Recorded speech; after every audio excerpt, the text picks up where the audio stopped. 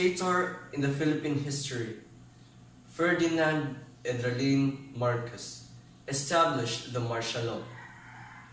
His better half, Imelda Marcos, got popular only because of her luxurious collections.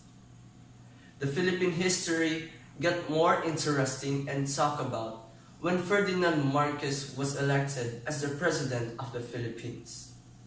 His first term in the position was great. Many establishments, roads, and infrastructures were built. The economical status was good, and there was a healthy export of the country. The Philippine government was run well by Marcos.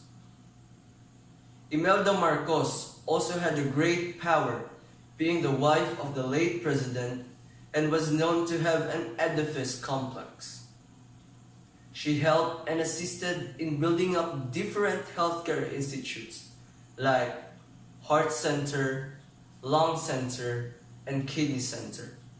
She also contributed much in establishing Film and Cultural Center. Everything went so well under their administration until Marcos' second term. This is the time when martial law was born. This fateful event had marked the beginning of the change in the Philippine history. When somebody talks about martial law, the very first thing that comes to most people's mind is a never-ending violence. Those who goes against Marcos, the activists, those who conduct protests are being captured and killed. Unceasing violence was all around the Philippines during that time. Anyone caught seeking the fall of Marcos' administration and bringing down his legitimate power is being arrested, tortured, and worse is sentenced to death. All could even be done at the same time.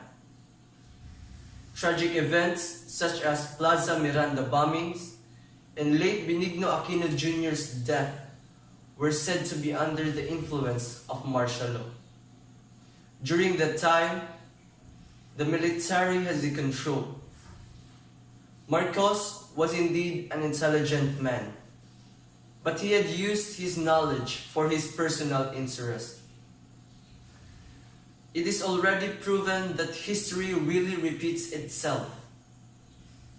What Marcos wasn't able to predict during his reign is that Filipino people might fight against him and throw a revolution which up until now has symbolically known as a sign how Filipino has always loved freedom and democracy. The Filipino reunited and fight for their rights against Marcos' regime.